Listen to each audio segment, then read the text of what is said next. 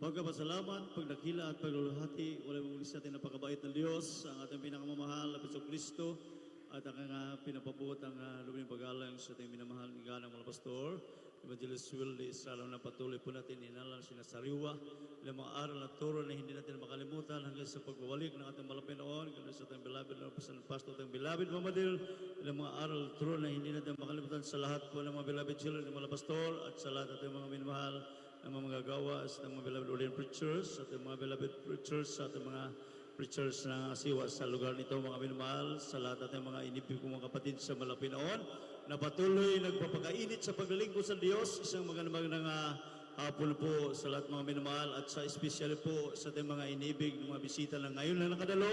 Welcome to the Royal Family of God. Purihin natin Malapinoon, mga minamahal, at para po sa kapakanan ng ating mga minamahal na may bisita, bago po ako maligtas sa tunay na gawain ng ating mahal na Pinoon, ako rin po isang kabataan na grabe pong nalulung sa lahat po ng bisyo ng kalalakihan, mga minamahal. Ako po ay pumunta dito sa Diakong Metro Manila, mga minamahal, ay 17 years old pa lang po ako. Dapat ako po, ang province ko po ay Bohol, mga minamahal. Napakarami po akong reliyon ng aking naatinan. Halos maikot ko na lahat po ng reliyon para ako magbago. Ngunit bigo ay ubang lingkod. Nung ako po ay nakarating na dito sa Metro Manila, ang aking bisyo ay lalong wala. Nalagdagan pa po, mga minamahal.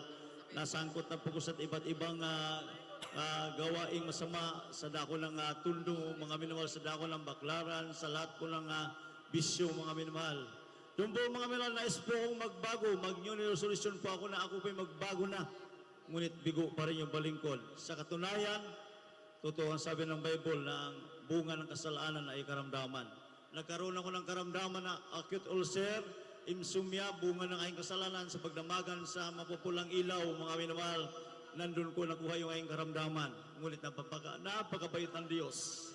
Naabot pa ako ng panalangin ng propeta ng Diyos, mga minamahal. Isa pong member ng Jesus Miracle Crusade nga nag-share po sa akin. Sabi po sa akin, subukan mo doy. Para po kaming Bisaya, subukan mo ang gawain ng Jesus Crusade. Nagbabago ng buhay ng tao, nagpapagaling ng karamdaman. Sabi ko, pare-pareho lang yan, kuya. Halos maikot ko ng lahat ng reliyon. Hindi naman ako nabago. Hindi naman ako pinagaling ang karamdaman. Ang sabi po sa akin, ibahin mo ang tunay na gawain ng Malapinoon. Dito mo makita ang totoo, ang pagbabago. Mga minamahal, sa madaling salita, pinaunlakan ko kanyang panawagan. Pakungyari na lang yung sa akin. Ako po'y sumama doon sa dako ng Cunita, Astrodome, nandun po pong ating banal na gawain. Ano po, mga minamahal, ko nakita na talaga ang Diyos ay buhay. Mula sa bata hanggang sa mata, nandun po sila na nagpupuri at nakalod, mga minamahal. Pilit ko pong itanago yung aking mata, sapagkat ako po ay napaluha ng mga minamahal, yung pahihini po na pala ako ng Malapinoon. Ano po, mga minamahal, sapagkat ako po ay nahiya, hindi mo ako iyakin, mga minamahal. Ngunit nung ako po ay hinipo na ng ating Malapinoon, doon ko po ay lumuluha na pala ako sa kagalakan. Doon po, mga kapatid, tinanggap ko ang ating Malapinoon. Ang sabi po natin, beloved San Pastor, sa inyo mga bigat na mga problema, may mga karamdaman, tanggapin niyo po ang formal nating Malapinoon. Tinanggap po ang ating Malapinoon at ako po nagpabotis po sa tubig sa pangalan ng Malapinoon. Ay yung aking karamdaman, ulcer, lahat ng mga bisyo kung mga minamahal hindi maalis-alis, inalis po ng ating Malapinoon, mga minamahal. Kaya sa lahat ng mga inibig mga bisita, huwag niyong lisanin ang lugar na ito. Kung hindi niyo tanggapin ang bautismo sa tubig sa pangalan ng Malapinoon. Tiyak na bagay, pagpapalain kayong lubos sa Malapinoon. Alam po, mga minamahal, sa aking patuloy na paglilingkod sa ating Malapinoon, dito ko nakita na talaga ang Diyos dito buhay ay makapangyarihan. Right, Araw-araw, mga minamahal, napakaraming himala ang ginawa ng ating Malapinoon. Noong ako po ay nagkaroon na po ng kapartner sa buhay, mga minamahal, nagkaroon na po ng asawa. Sa dako ng Mandaluyong, mga kapatid.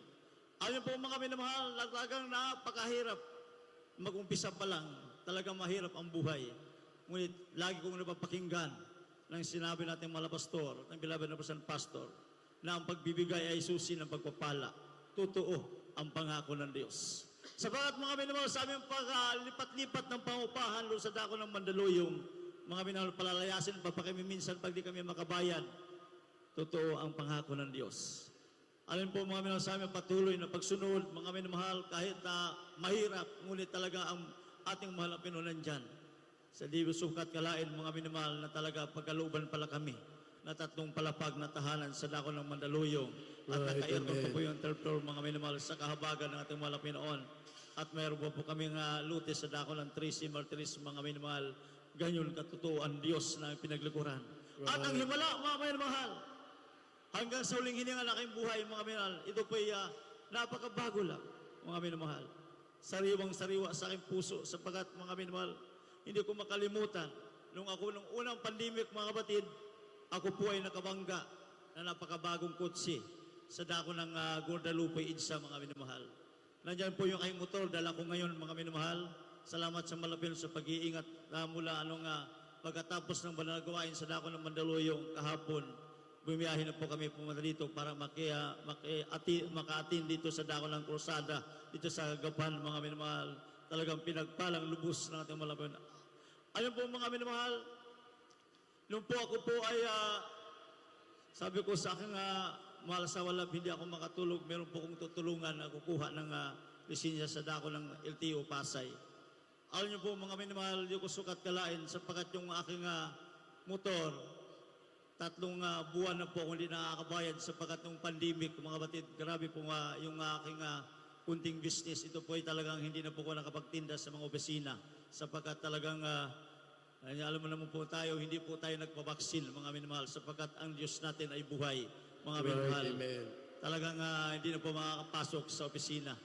Alam po, mga minamahal, ang himala ng ating mahal na Pinoon nung ako po ay bumiyahe na papunta ng Pasay, sapagkat ako po ay sanay na po talaga magmotor, sapagkat ako po ay umuwi ng Bohol, nakamotor lang 3 araw yung aking biyahe sa kahabagan ng Malapinoon.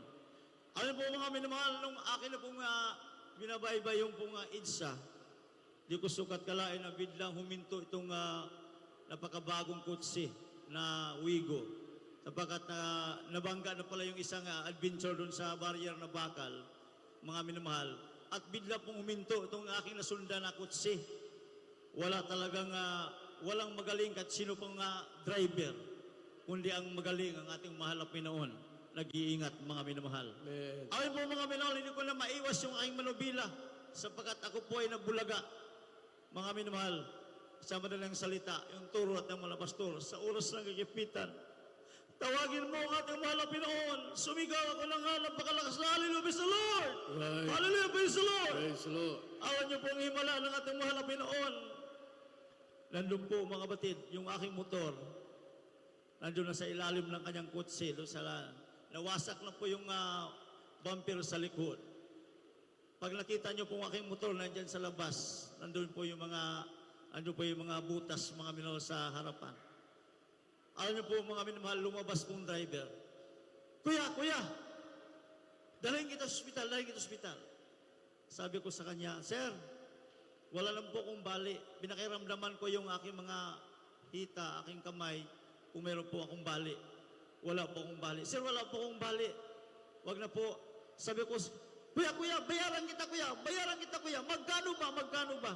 Isinipon mo, mga minamahal, kung di totoo ang panalangin ng propeta ng Diyos. Mga minamahal, hinipo siya lang ating mahal na Pinoon. Sabi ko, Sir, ako po'y member ng Jesus Miracle Crusade. Yung aming mga pastor, yung pumunta doon sa dako ng Abu Sayyaf. Ano po, kaya pala, ikaw iniingatan. Kuya, magkano ba talaga? Napakarami na pong traffic enforcer, mga MMDA, na nagsasabi na kung hatakin yung motor, malaki yung babayaran ko. Sabi, tinulungan nila ako na inangat yung aking manubila sapagkat yung manubila ko hindi na po maangat, mga minamahal, sapagkat nandun na nga sa ilalim ng kotse. Alam niyo po, mga minamahal, ang himala na malapino, tinulungan nila ako at nakot. Ang sa madaling salita, mga batid, Kuya, magkano ba talagang ibayad ko sa iyo? Sabi ko, Sir, ikaw na po yung bahala. Pagpalain kayo ng mga Pinoon. Alam po, mga minamahal, binayaran niyo akong cash. 15,000 mga minamahal, ibinayad ko sa akin, mga minamahal. Yung aking 3 buwan na hindi ako nakabayad sa aking motor, iyo po ibinayaran ng ating mga Pinoon. At dinala ko po yung aking kabutandog sa dako ng pastoral at ibinigay ko sapagkat hindi ko makabayad sa grabing kabutihan ng ating mga Pinoon. Ganyan kabait ng ating mga Pinoon. Kaya sa minamahal natin mga bisita, pinagpala kayo ng mga Pinoon. At ito po bago lang po mga minamahal. Grabe ang ating mga Pinoon. Sapagkat mga minamahal, ako na rin po nung karaang buwan lang. Galing po ko sa sukat. Ang ating banalagawain sa dako ng sukat. Sapagkat nung wala pa po yung linggo ang Mandaluyong, nandun po kami sa sukat. Mga minamahal pag-araw po ng linggo.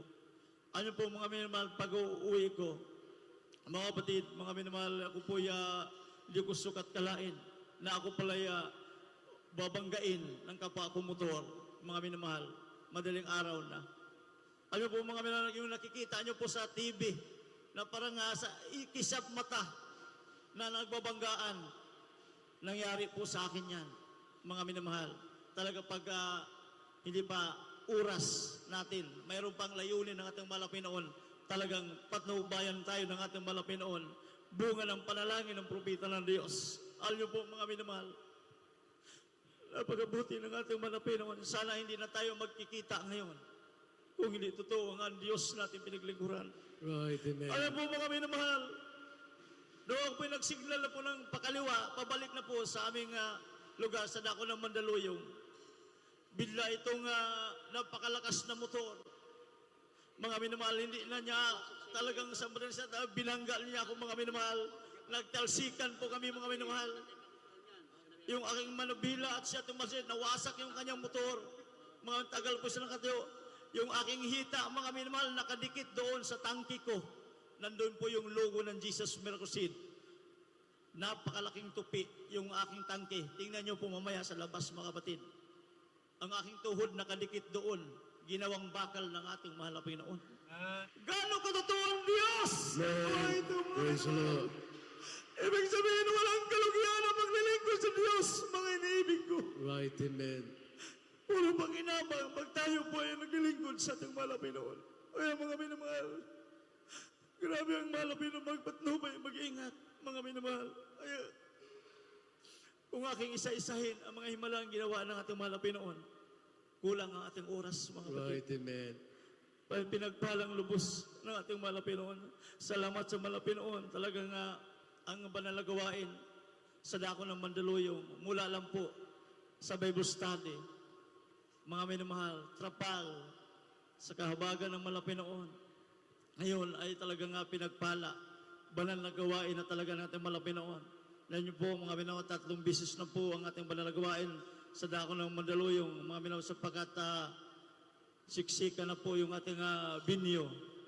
Talagang ang malapit ng gumawa ng kaparaanan, mga minamahal.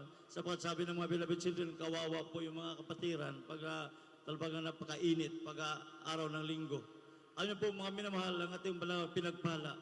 Sapagkat sa darating na linggo, doon na po idadaos yung ating banalagwain sa marketplace, mga fifth floor, mga minamahal, aircon din po sa kahabagan ng Panginoon. Hini po yung management ng mall, mga kapatid. Doon na po idadaos yung ating banalagawain. Yan po yan, bunga ng panalangin ng ating kagalanggalang mga pastor, mga lahat ng mga beloved children, pinagpalang lubos ng ating mga lapin ng Kristo. Ay ang lahat ng kapurihan, buong pusong pasasalamat ay tanging sa ating pinakamamahal na Kristo po lamang. Praise the Lord.